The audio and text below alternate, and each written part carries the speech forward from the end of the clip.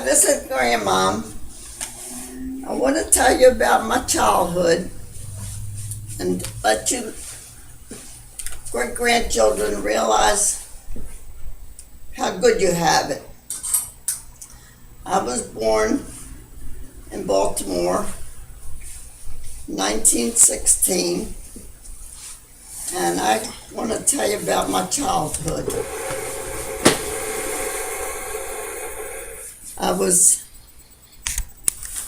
We lived down what they call Little Italy. And I remember when I was about 4 years old, and my parents, I better start back when my parents came over. My father came to Baltimore in 1912 and left my mother in Sicily with 3 sons. And he came to America, and his sponsor got a job for him. And not being able to speak English, he was a street cleaner. They used to sweep the streets to keep them clean. And he kept saving money so he could send for my mother. So after 3 years, she wouldn't come over. She didn't want to leave her family. So a friend had visited Baltimore from Italy, and when she went back, she said to my mother, "Signora, if you don't go to America where your husband is, he's going to find somebody else, and you're going to be stuck here with 3 children and your mother." So she decided to come to America, and that was in 1915. When my mother arrived, she had her paisans find work for her. And there was a tailor shop that was sending clothes to be sewed by hand. And they were men's jackets.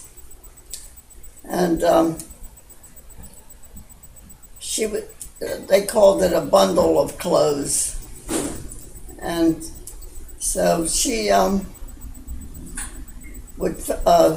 they called it felling. She would sew these jackets by hand all around the edges. And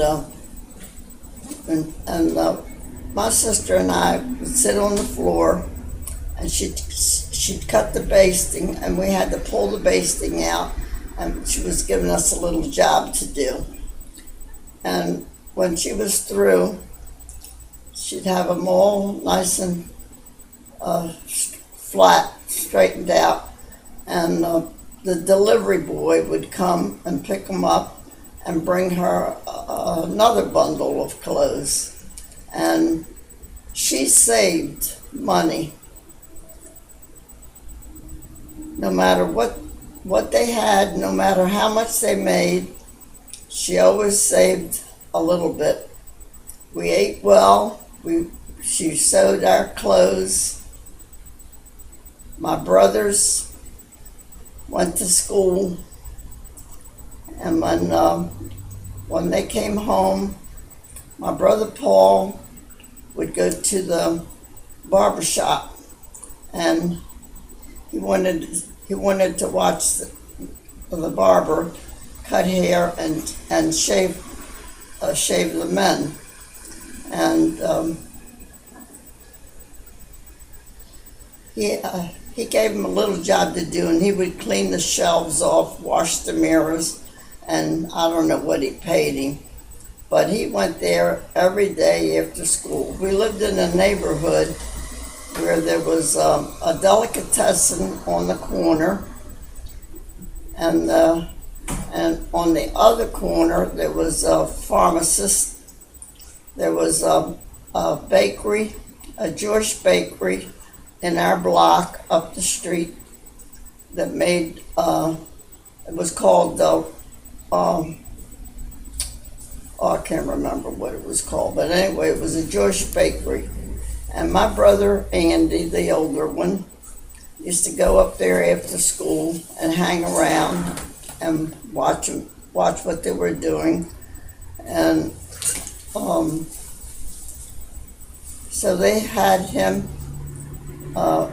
delivering bread after school to the different grocery stores.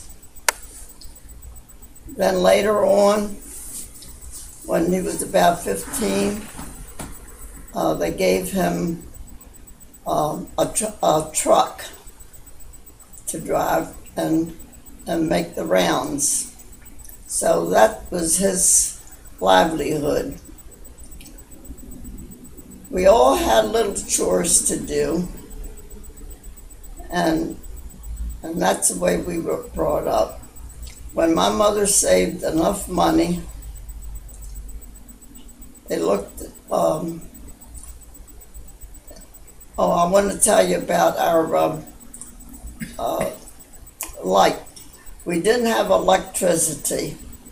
None of the homes in the neighborhood had electricity.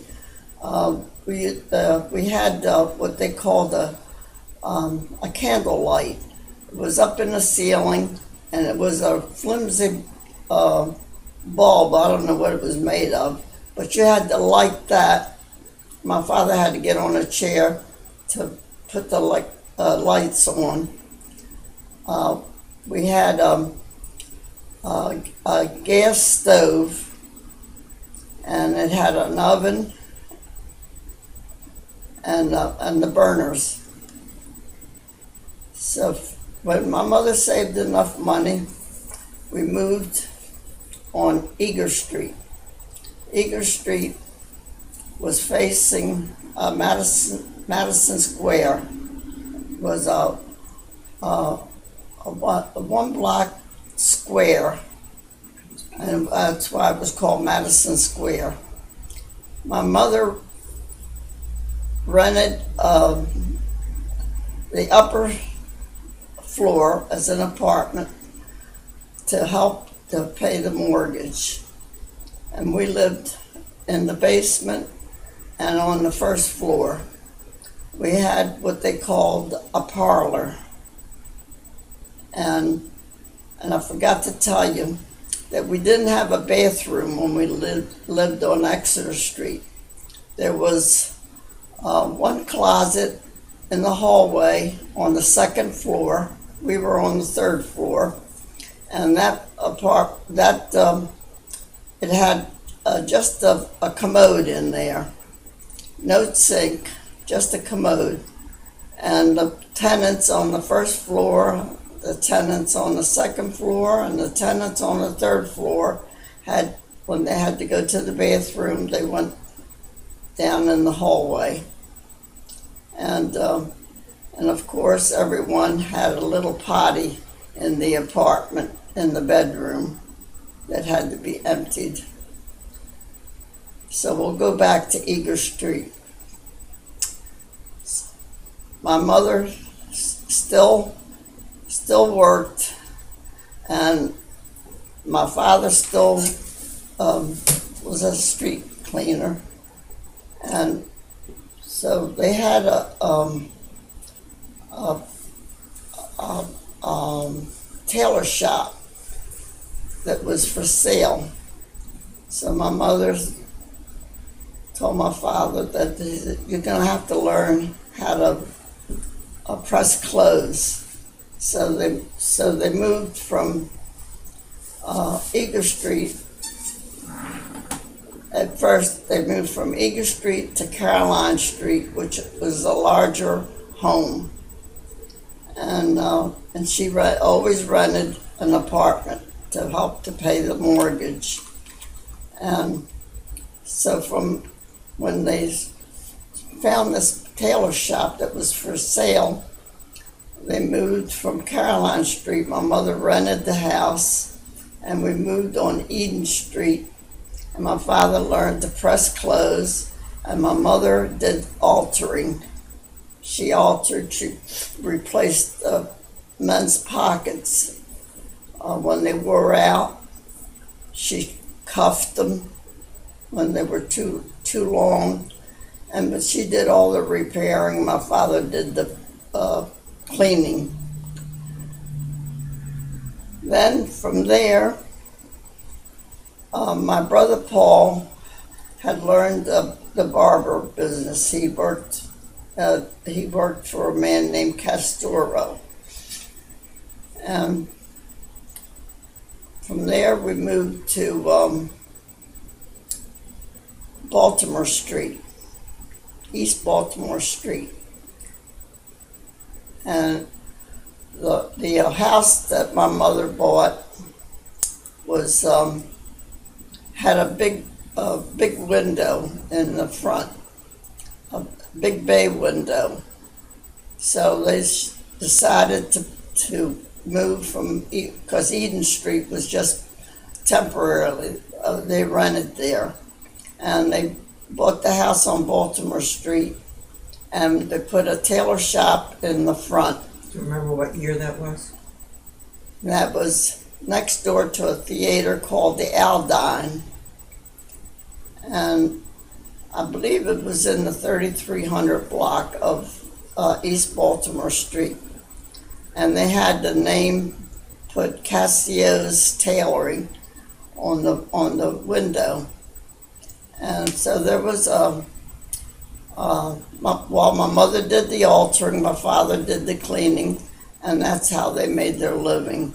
My mother was renting on Eden Street, and she wanted to get another home, and that's when we moved to Baltimore Street.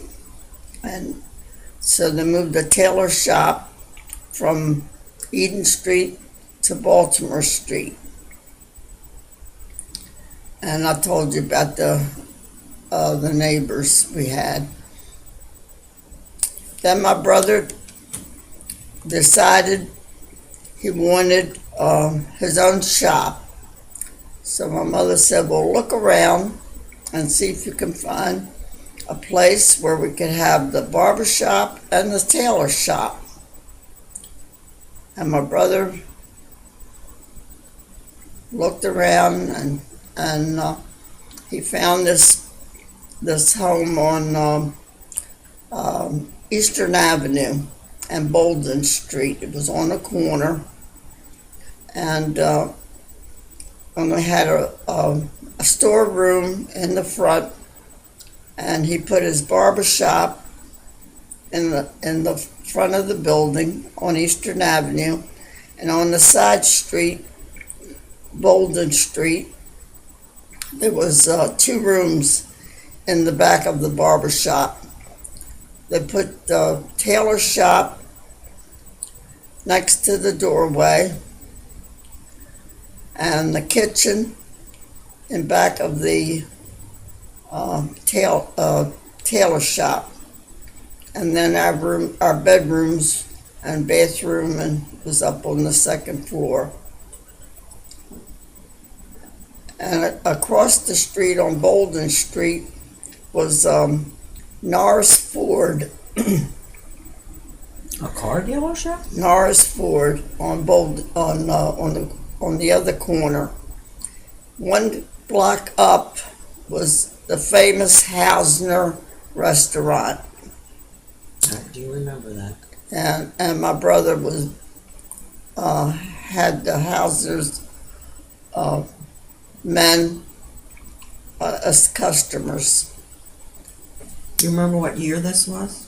What year this was when you moved there? That was around 1932. Okay. And next door to the barber shop was Nadio's Jewelry. It was a business area where we moved to. And Was that considered Hollandtown at that time?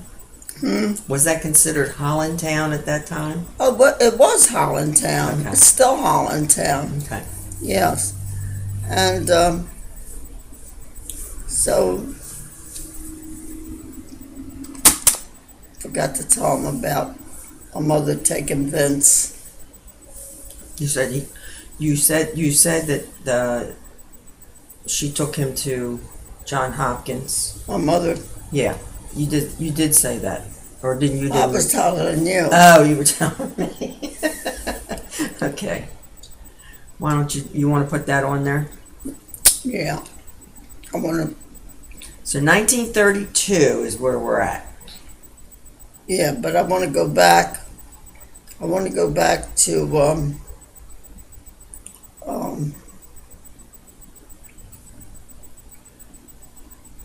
when we lived on Exeter Street. That's when my mother was taking Vince.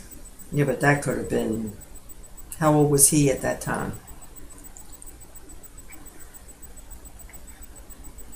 He was older than you. Was a deaf mute, and You want to put that on here? yeah.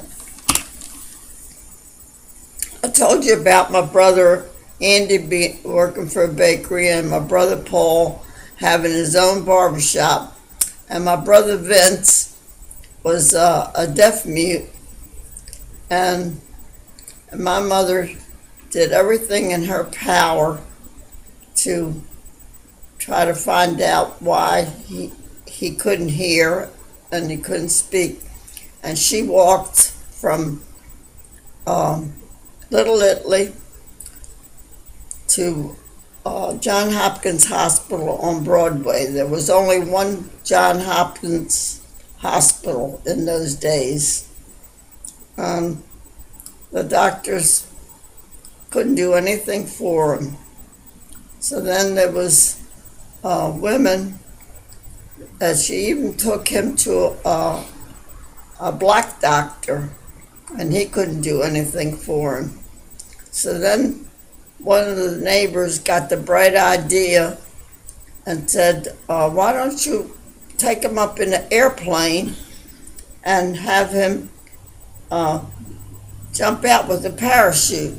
My mother said, are you crazy? Why don't you go up in the airplane and jump off in a parachute? So we thought that was really funny. So getting back to Paul and his barbershop and my father's tailor shop.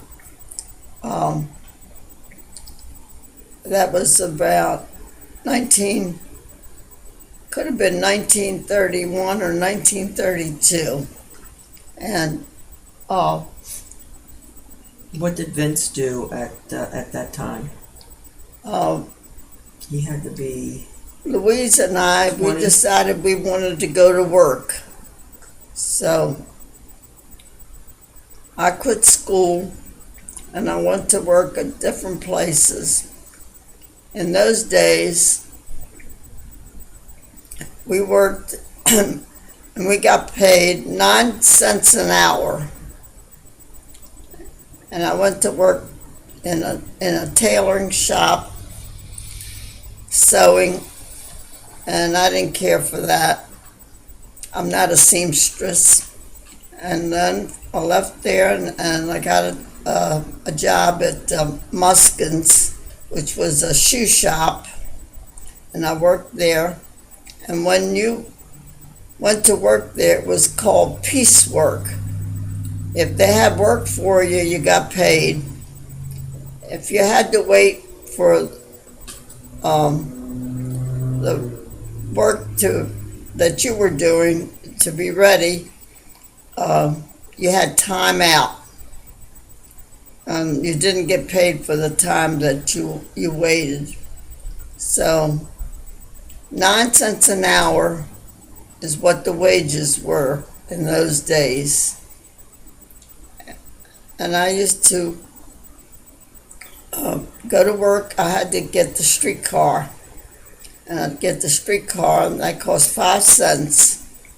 And the shoe factory was about 5 miles, I'd say about 5 miles away. Granddad. And he was, his godfather was Mr. Cassio, our neighbor across the street. And they came from Washington, D.C. He brought his father over to visit, and his brother and his sister Josephine and her husband Paul Casharo would come with them, and so all the young ones would go in what they called the parlor. The living room was called the parlor, and the older people would sit in the kitchen and visit, and the entertainment in those days was they played spin the bottle, and whoever the girls would spin the bottle, and whoever the bottle turned to, you had to kiss that person, and that was the entertainment for that day. That was the entertainment in those days. Then I was 13 years old when I met Granddaddy.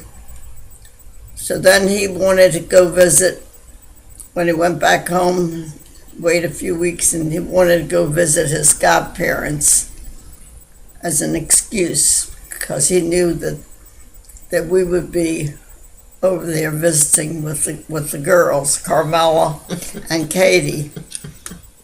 And he said to his brother-in-law, says, "See that girl? That was me." Says, "I'm going to marry her one day." He says, "She's too young for you." He said, "Well, I'll wait till she grows up." So it was a couple of years later. 3 years later. No, it was a couple of years later, and we weren't allowed to go anywhere. In those days, they wore long dresses on Sunday, and the Cassio girls were going to a party on Broadway, and it was a dance, and they asked my mother, can Angeline and Louise go with us? We'll take care of them. And so my mother let me go to the dance with them. And who happened to be there was Granddaddy with some of his friends. And he, with my long dress, I looked all grown up.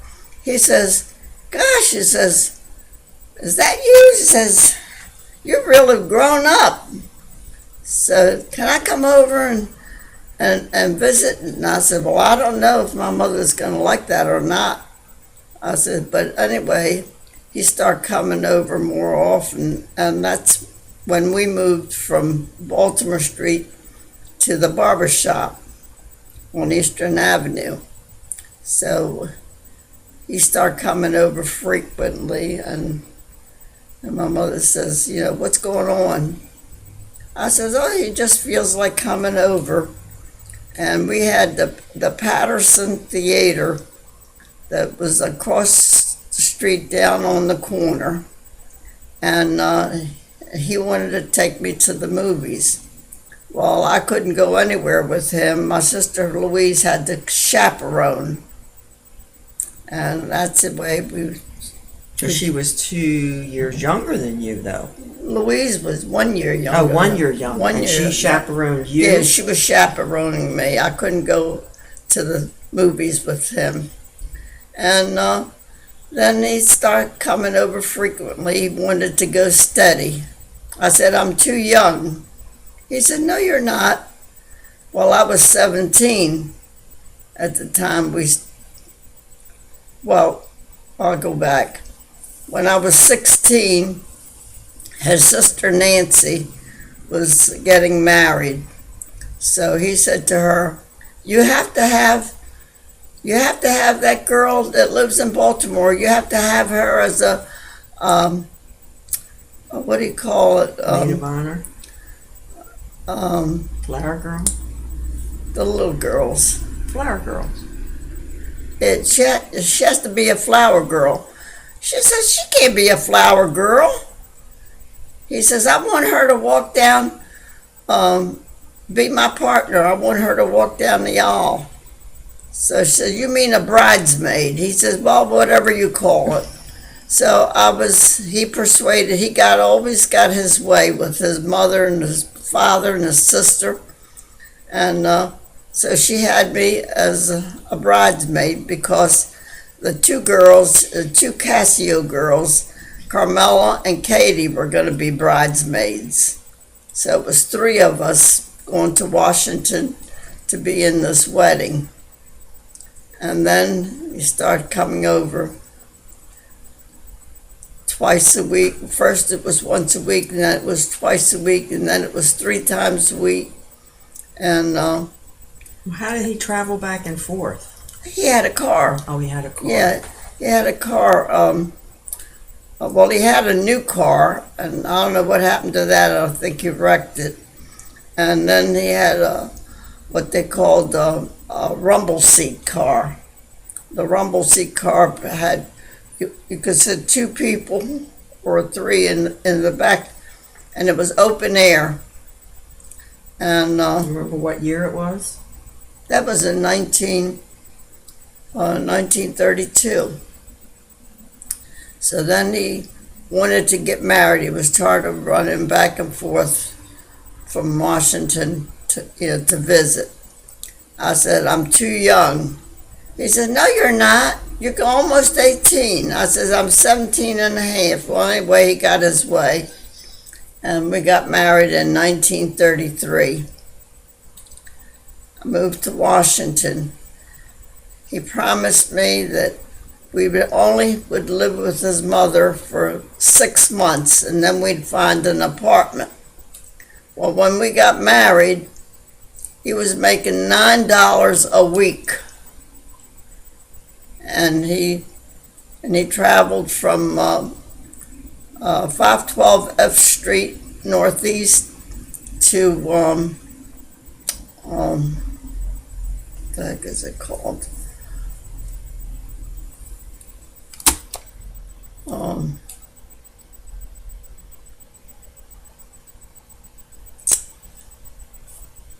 Was it in Washington, in the D.C.? Capitol Heights. Capitol Heights. Okay. Yeah. From F Street, he was working as a barber in Capitol Heights, and so he would bring his tips home, and he would bring he didn't bring much money home to save up.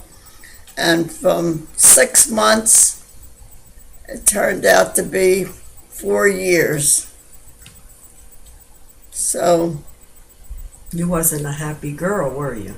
So he wouldn't let me. There was a high school across the street on the corner of 5th and F Street, and I wanted to go to night school to finish my education. No, he was too jealous.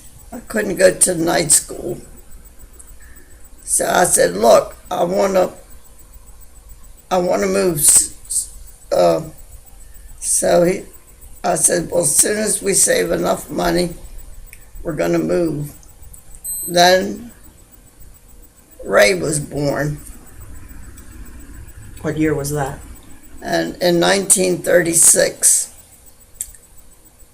So Ray was born, and I said to him, you promised me that we would move in our own apartment in 6 months. I says, it's going on 4 years, and if you don't make up your mind to leave your mother, I'm going home to my mother.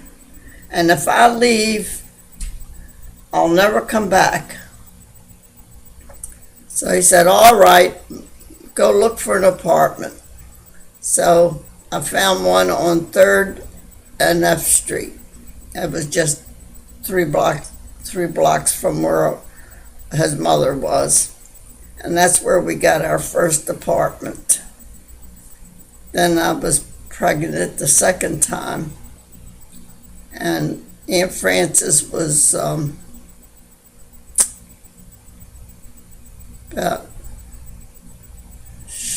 she was 7 when I got married. She was about 10 years old. And she came to visit for the summer. And she'd help to take care of Ray. And so while I was pregnant, I put him in daycare. They had daycare back in them days? So put him in daycare, and then I started getting labor pains. It wasn't time for the baby to be born. So I said, Francis, stay here, and if I'm not back, 3 o'clock, I says, go up and get Raymond and bring him down to my mother-in-law's.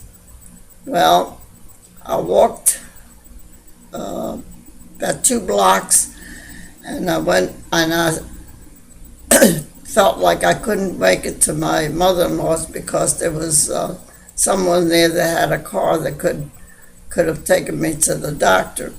So I went to, I stopped at Fimiani's house, Alice, and I rapped on her door, and I said to her, I'm having labor pains. I says, I have to get to the hospital.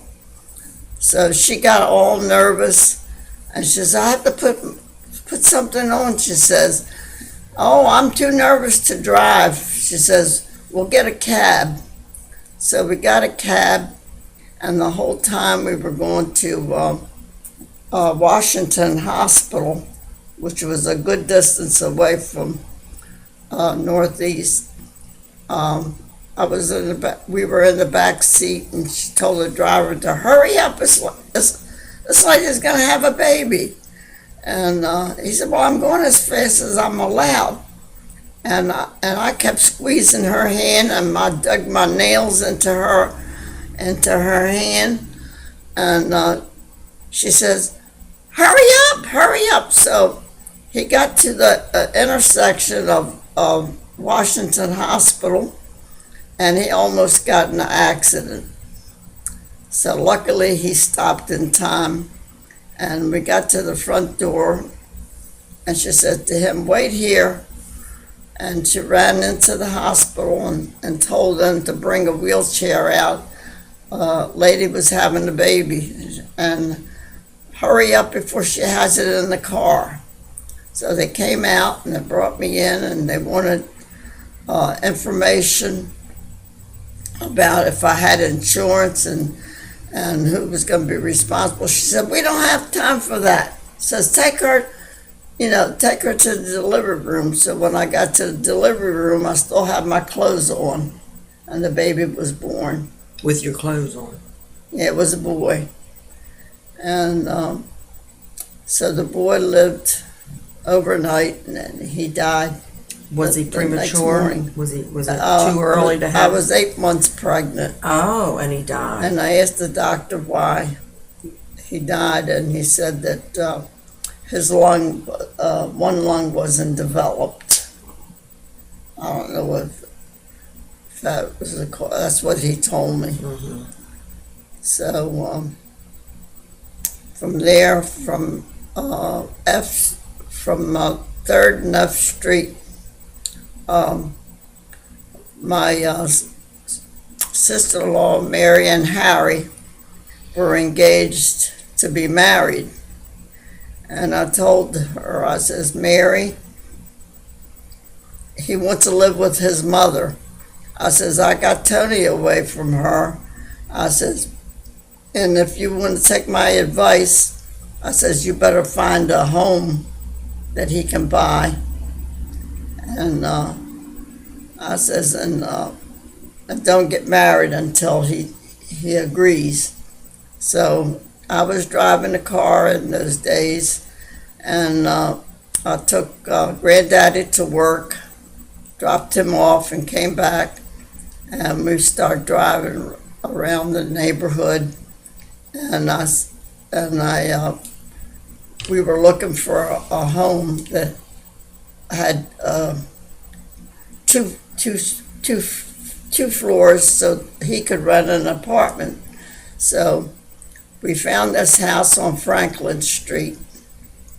And so I took my brother-in-law there, and I says, Harry, I says, I don't want to live on 3rd Street anymore. I says, I'm paying rent down there. I'm paying $35 a month.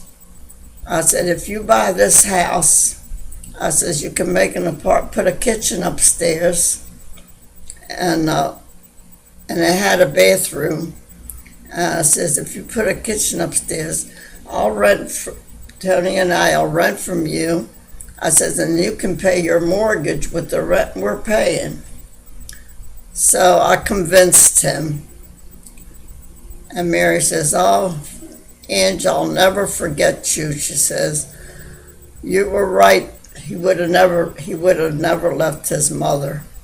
And that's where we lived. In the apartment upstairs from Harry and Mary. And then from there was a home for sale on 30th Street, which our backyards met. And so the man in that home passed away. And I talked to the lady, and I says, are you going to stay here? She says, oh, no. She says, I'm going to look for an apartment. She says, I don't want to, I don't want to stay here. I says, well, how much are you going to ask for the home? I says, if we can afford it and I can get the mortgage, I says, we'll buy it. So she told me that she wanted $5,500. So we bought the home on 30th Street, and I went up to the building and loan to find out if I could get the mortgage. And it says, well, how much does your husband make? Well, he was making, when he lived with his mother and we moved to 3rd Street, he was making like $9 a week or $10 a week. When we moved to Franklin Street, he left Capitol Heights, and he got a job working for $18 a week. Well, we thought we were rich.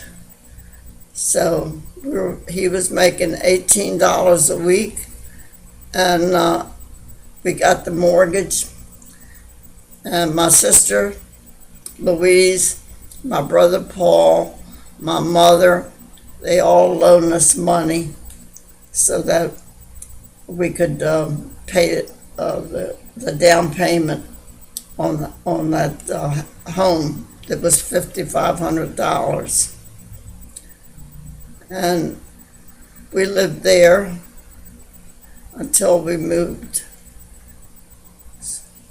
Well, I want you girls to hear this. My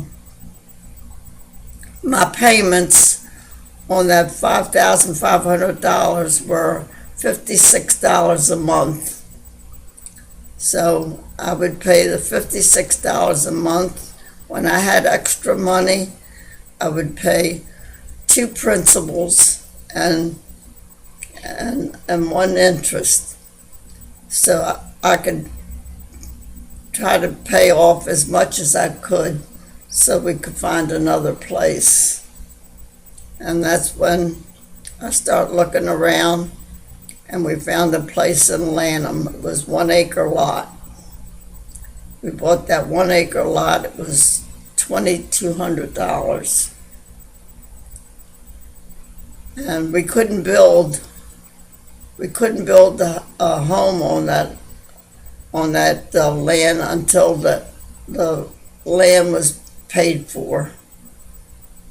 And so from then on, I managed to pay. I went to work, and I told Granddaddy, I said, you like animals, you like dogs, you like pigeons. I said, you like everything. I said, but on your salary, we can't afford to find a place and and move into it.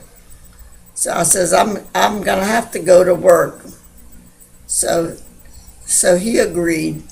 So while we lived on 30th Street, Bray and Jean and Pat, they went to St. Francis de Sales School. And I found a job on Rhode Island Avenue. Granddaddy's shop was on Rhode Island Avenue. Hold up. The tape just ran out.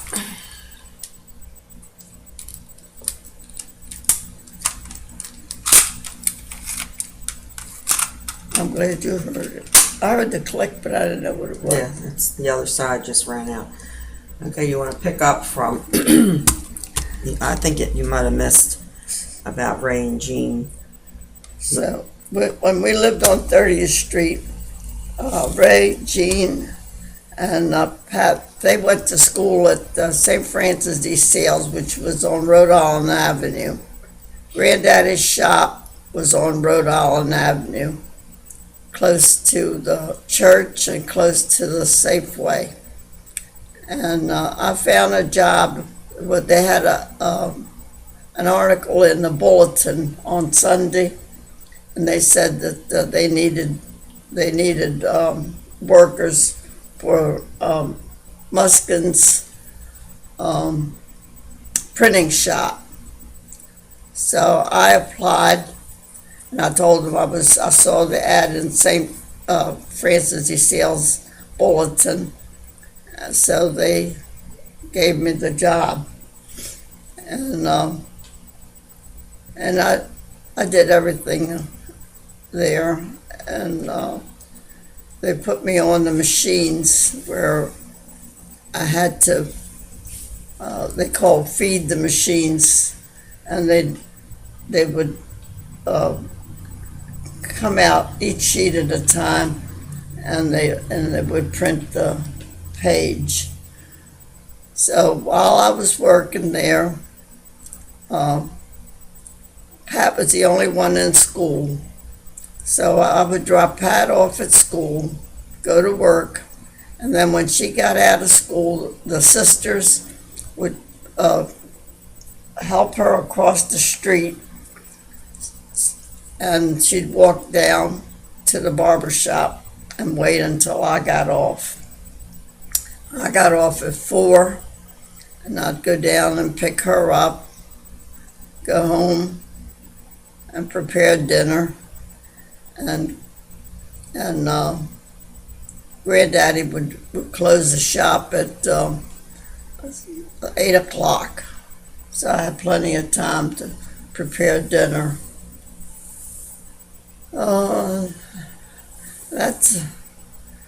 That was in Lanham? No, that was in D.C. That was still in D.C.? Yeah, that was in Rhode Island Avenue. That was when we still lived at 5th Street. What year did you move? 30th Street. What year did you move to Lanham? We moved to Lanham. I rode around and found the property. And then when we stayed at 30th Street until the house was built. And the house was built in 1957. Because I remember coming there. Yeah, the house was built in 1957, and then I was still working at Muskin's, and then my neighbor Goldie called me one Sunday morning, and she says, "Oh, from when I was working at Muskin's, they needed someone to do filing up on the next floor. So I learned to do filing. So then that job at Muskin's printing shop was really hard work. So I thank Bruce, Sheila's mother. I always thanked her, always remembered her in my prayers. She got me she knew someone working at the printing office, and so I went to work at the printing office, and working in the print shop, and that's when right across the room was where they had all the files from the government printing office. And so she got me the job.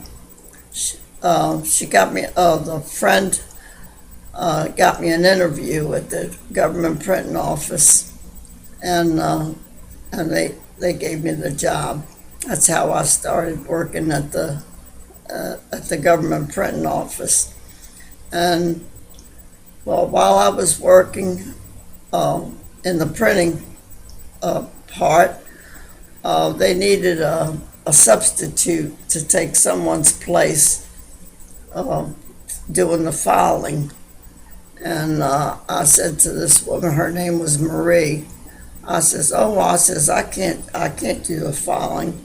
She said, never say that you can't do anything. She says, if that dumb Marie over there can do it, she says, you can do it. I says, all right, I'll try it. So every time they needed a substitute, I'd go over and take her place. So then they needed a substitute up in the office on the 4th floor. So they asked me if I would go up there. I said, well, I'll try. So when I went up in the accounting office, they needed someone to open the mail and put it in a different people's office. And so I did that. And then they needed someone over on the other department to check the invoices as they came in, and to see if they were accepted, they went in one pile. If they were rejected, they went in another pile. So I stayed up there in that office. So then Goldie in Lanham, my neighbor on Hickory Hill Avenue, she called me on the phone one Sunday morning. She said, what do you do at the government printing office? I said, well, I work up in the office. And I told her what I was doing. She said, well, if I get you an interview with my boss, the Goddard Space Flight Center had just moved to Greenbelt in 1958, so they needed employees. And so I said, sure, I'll go. So I took the day off, and I went up for an interview, and I got the job. That's how I got the job You at were in your NASA. 40s by then. Yeah. So I worked at the government printing office until 1961, and then I got the job. I got the job in 1961. In 1963, I went to work for NASA, and that's the year that Kennedy was killed. Right. Oh, there was big to do about that. And every time when I start working at Muskin's, I said to the secretary, I says, I want a $25 bond taken out of my check a month. So they would take a certain amount out every week until I had, so a $25 bond was, you paid $18.75, and you had to keep it for seven, I think at that time it was 3 years. Then they went up to 7 years. So then I had all these $25 bonds, and I went up, when I got a raise, I says, I want a $50 bond. And that cost you, a $50 bond cost you $35. So then, as I got increases, I increased the size of the bonds. When I lived in Lanham, and but I need the money. I had accumulated $11,000 in bonds. So the Chevy Chase Bank was offering 16% on your money for a year if you put in a certain amount of money. So I cashed in all the bonds, and I put that money in the Chevy Chase Bank, and I got 16% for 1 year. So that's the way It's unheard of today. Unheard of today is right. Today you get 1%. So that's how I accumulated the money. When Uncle Tony, when Granddaddy died,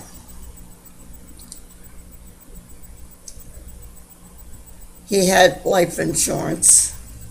So what was left, I would put it into CDs,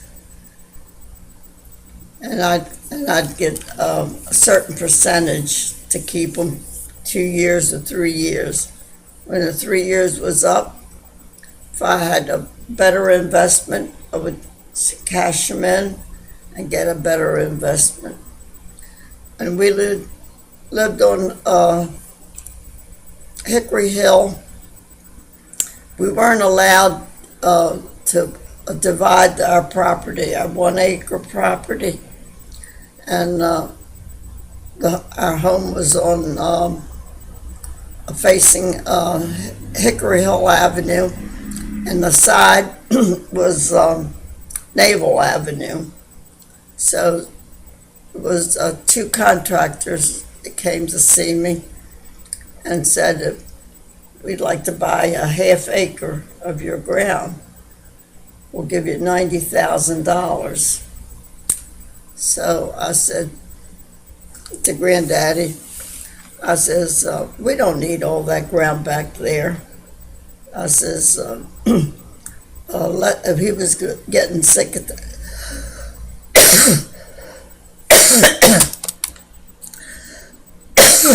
Get you some water.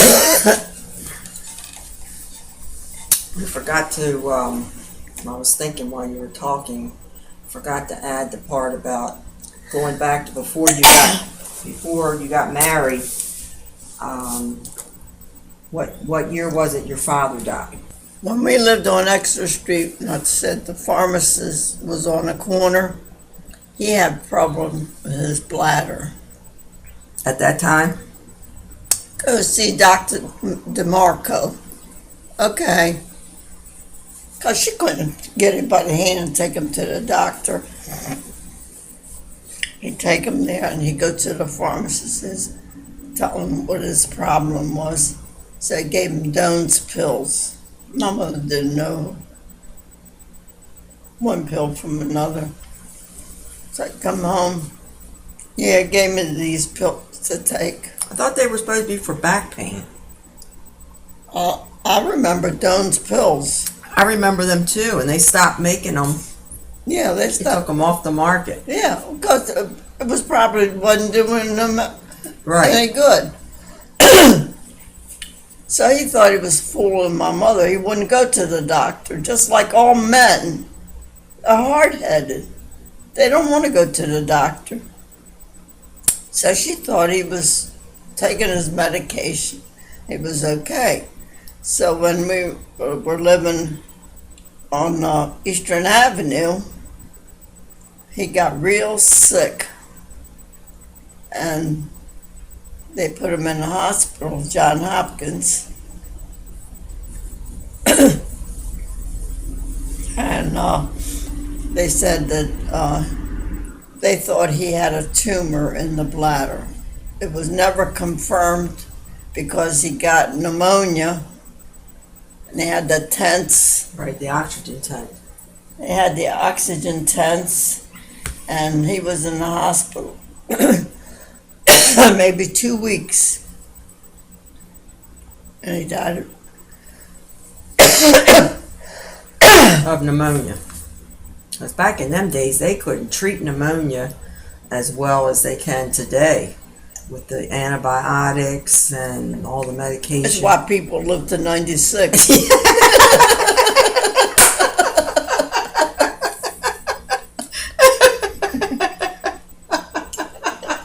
You got that right. Oh my goodness. The doctors today keep you living longer. And when the health care comes through, they're gonna say to old people, "You live long enough," and they won't take you. I know. They said after 70, they'll start having a committee or some kind of committee that's supposed to decide whether you live or die. Well, this Do you think that's true? this nurse, no, this doctor that took Charlie's place, the pharmacist, the colored woman, I've known her because I used to bring Louise to her. We used to get our finger pricked, and she'd tell me, what the Sugar? blood count was. She'd say, "Oh, it's good today," or she'd say, "Oh, it isn't too good. Charlie isn't going to be happy with this." Well, Charlie was away for 6 weeks. I don't know if he had a problem or what, but they don't tell you. So this doctor took his place. She says to me, "No, you're not 96. What year were you born?" I said, "I was born in 1916. She says, "You don't have any wrinkles. You don't have this. You don't have."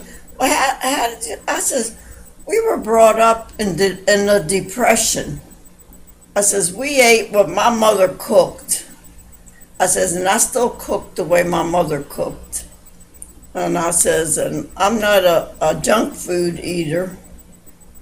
And I says, "And when I was raising my kids, we didn't have soft drinks in the refrigerator. We had milk in the refrigerator." I said, "My kids were never brought up with soft drinks." Right. And I says, and so we're talking and talking and talking. And then I said to her, I says, "I didn't have this yesterday." I said, "Look at these." I says, "It burns and it itches and I says, and it hurts like the devil." She says, "You've got an infection that has to be taken care of right away." And so we're talking, and people waiting for her. She didn't care about them.